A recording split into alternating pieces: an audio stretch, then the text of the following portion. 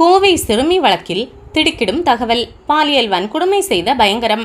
2 பேர் அதிரடி கைது. கோவையை அடுத்த சூலூர் அருகே பள்ளப்பாளையம் பகுதியை சேர்ந்த கட்டிட தொழிலாளிக்கு திருமணமாகி மனைவி மற்றும் 10 வயதில் ஒரு மகள் இருந்தார். கட்டிட தொழிலாளி குடும்பத்துடன் கோவை போத்தனூரில் வசித்து வந்தார். அவர் கடந்த 10 நாட்களுக்கு முன்புதான் குடும்பத்துடன் பள்ளப்பாளையம் பகுதியில் குடியேறினார். அவரின் மகள் போத்தனூர் பகுதியில் உள்ள பள்ளியில் கடந்த ஆண்டு 4ஆம் வகுப்பு தேர்வு எழுதி தேர்ச்சி பெற்றிருந்தார். இதனால் கண்ணம்பாளையத்தில் உள்ள பள்ளியில் 5ஆம் வகுப்பில் சேர்க்க முடிவு செய்திருந்தனர். கடந்த 21ஆம் தேதி மாலை சிறுமி கடைக்கு செல்வதாக கூறிவிட்டு சென்றார். ஆனால் இரவு வெகுநேரமாகியும் சிறுமி வீடு திரும்பவில்லை. இதனால் சந்தேகமடைந்த அவரது பெற்றோர் பல இடங்களில் தேடினார். ஆனால் சிறுமி கிடைக்கவில்லை. இதையடுத்து அந்த பகுதியில் உள்ளவர்களிடம் விசாரித்தனர். அப்போது சிறுமியை ஒருவர் மோட்டார் சைக்கிளில் அழைத்து சென்றதாக அவர்களுக்கு தகவல் கிடைத்தது.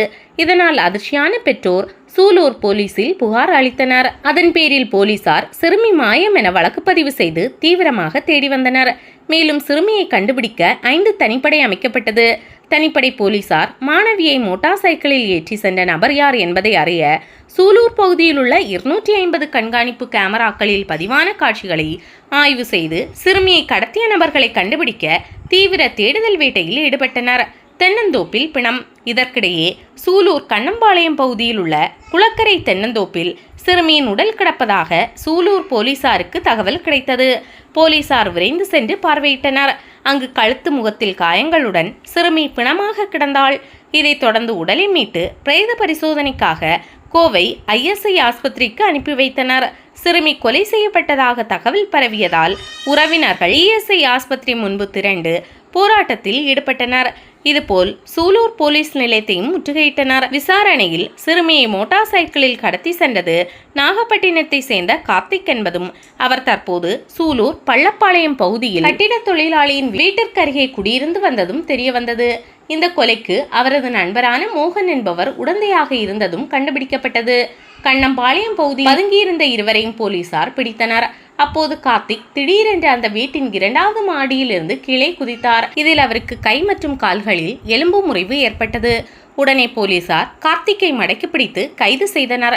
மேலும் உடந்தையாக இருந்த மோகனையும் கைது செய்தனர். எலும்பு முறிவு ஏற்பட்டதால் கார்த்திக் சிகிச்சைக்காக கோவை அரசு ஆஸ்பத்திரியில் அனுமதிக்கப்பட்டார். கைதான மோகனை போலீசாரில் ஆஜர்படுத்தினார். அவரை வருகிற 27ஆம் தேதி வரை நீதிமன்ற காவலில் வைக்க நீதிபதி உத்தரவிட்டார். மோகனின் சொந்த ஊர் சேலம் மாவட்டம் மேட்டூர். அவர் கடந்த சில நாட்களாக சூலூர் பள்ளப்பாளையத்தில் வசித்து வந்துள்ளார். கொலை செய்யப்பட்ட சிறுமியின் உடல் இன்று ESI ஆஸ்பத்திரியில் பிரேத பரிசோதனை செய்யப்பட்டு பெற்றோரிடம் ஒப்படைக்கப்பட்டது. பிரேத பரிசோதனையில் சிறுமி பாலியல் வன்கொடுமை செய்யப்பட்டு கழுத்தை இறுக்கி கொலை செய்யப்பட்டது உறுதி செய்யப்பட்டது. சிறுமியின் உடல் ஆம்புலன்ஸ் மூலமாக சேலம் மாவட்டம் கொளத்தூர் அருகே உள்ள பெற்றோரின் சொந்த ஊருக்கு நேற்று பிற்பகல் கொண்டு வரப்பட்டது.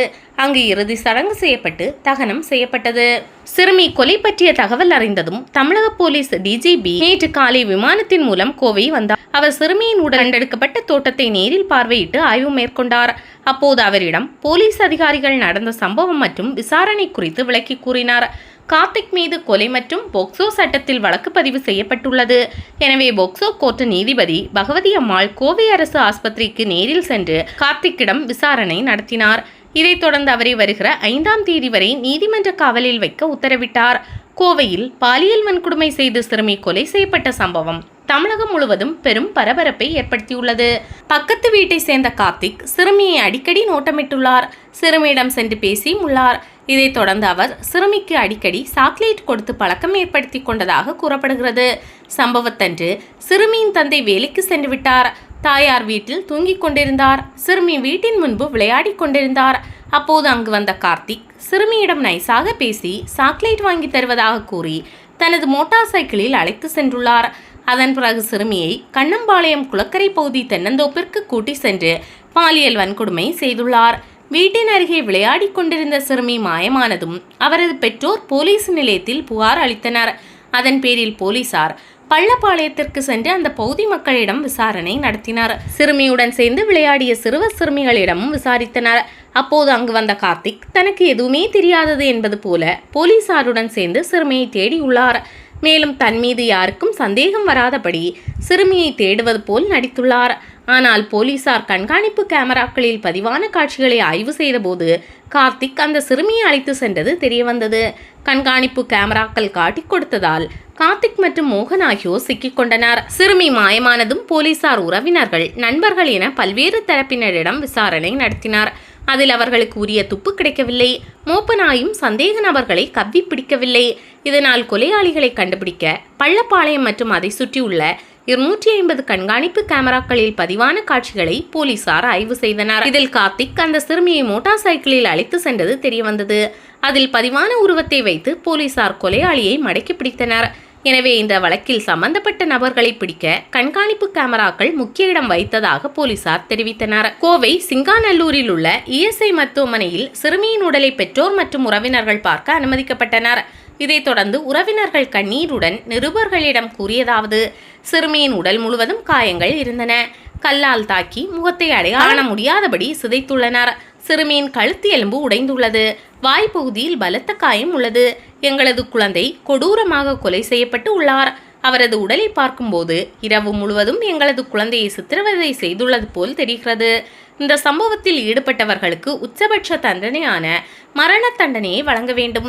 இந்த விஷயத்தில் முதலமைச்சர் விஜய் நேரடியாக தலையிட்டு எங்களுக்கு நீதி கிடைக்க உதவ வேண்டும். இவ்வாறு அவர்கள் கூறினார்.